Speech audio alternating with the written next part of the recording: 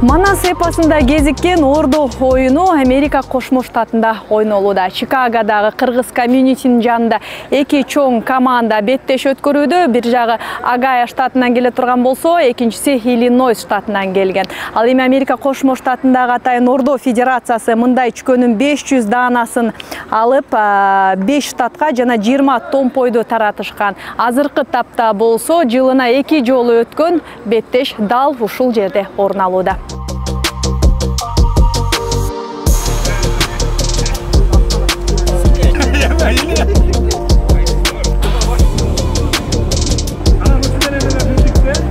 Канча чүкө көбүрөөк чыгарса, ошолго эң мыкты деген чекмекчини ыйгарабыз. Сертификат Ордо Федерациясынан.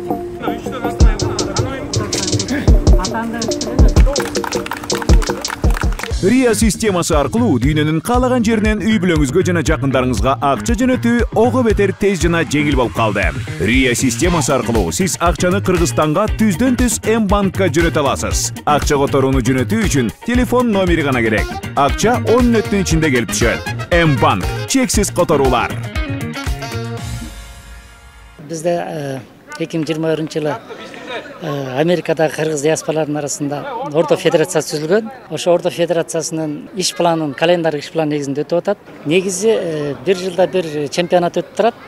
Бул официалдуу чемпионат, ал эми бул бүгүнкү өткөрүп атканыбыз бир жолу жолдоштук беттешүү жүрүп атат да. Бул азыр жолдоштук беттешүү.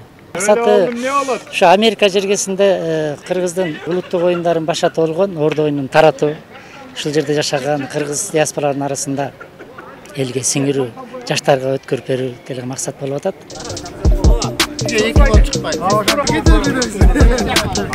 Кандай максат? Моонун ичинен али же ичимен деле болот. Буланы чүкөн арылаш керек да. Арылап катталган. Алтын койду, бирөө алып бербеш. Аннага бир өзүң да.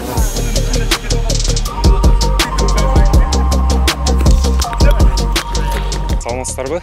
Америкага келгенибизге 3 жыл болду. Кыргызстандан мектепте окуп жүргөндө эле ойночумун. 8 класстан баштап ойногом. Өзүм Таластын колунумун. Таласта лицейде окуганыма байланыштуу ошол жака көп турнирлерге, мамлекеттик деңгээлде республикалык оюндарга катышып жүргөм. 11 классты бүтүп атканда ошо кандидат мастер спорт жапкам. Ордо оюну боюнча улуттук оюнубуз. Келгенден баштап эле Чикагода дагы башка Американын ар кандай штаттарында ойноп турабыз. Ойлонуп көрсөм, ошо атам таасир берди окшойт да бул нерсеге. Өзү атам да өзү ушундай Ордого жакын болгон. Анан кичинекей кезинен баштап эле айылда билесиздер, чүкө ойноп, ар кандай оюндарды ойноп жүрүп, ошого жакын болсок керек.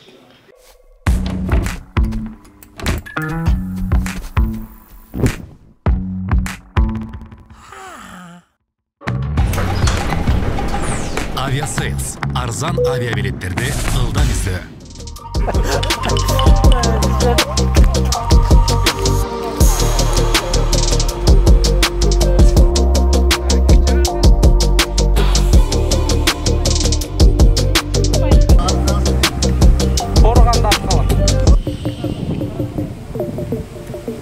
Бүгүнкү күндө ата бабадан келаткан, Манас эпосунан бери келаткан, атабыз ойногон улуу оюндардын бири мына Ордаш оюнун ойноп көргүзүп, элге пропагандалоо иретинде, элге жеткирүүдө улуу муундан келаткан оюнду кийинки муунга өткөрүп берүү жөнүндө жакшы иш-чаралар жүргүзүп келатабыз деп айта алам федерациянын атынан.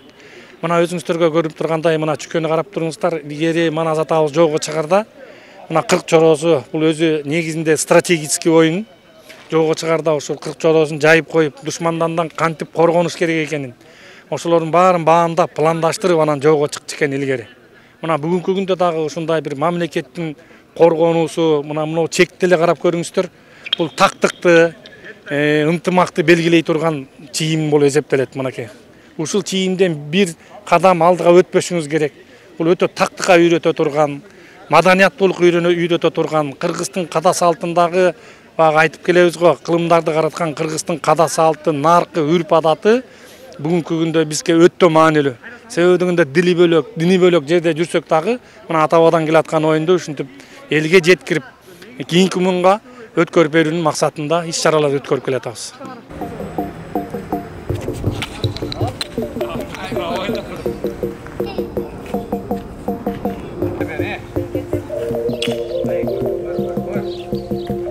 Жетилеп келип киргизип